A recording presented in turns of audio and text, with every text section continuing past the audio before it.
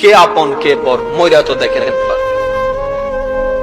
কবরে নিয়ে যাওয়ার মানুষগুলা একটাও দুশমন ছিল না, সবগুলা আপন মানুষটাই নিয়ে যাচ্ছে কবরে।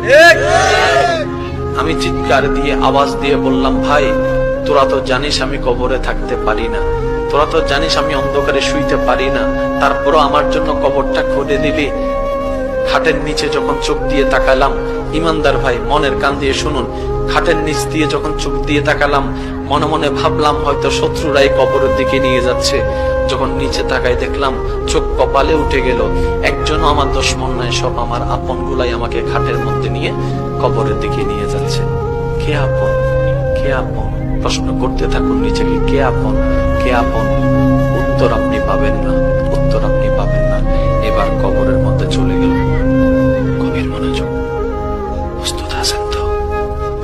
প্রস্তুত আছেন তো? ইনশাআল্লাহ প্রস্তুত আছেন তো? ইনশাআল্লাহ। লাশটা কবরে রেখে দিল। উপরে আস্তে আস্তে চাটাই দিচ্ছে। ওই পাশের ফাঁকে ফাঁকে কিছুটা আলো ঢুকছে।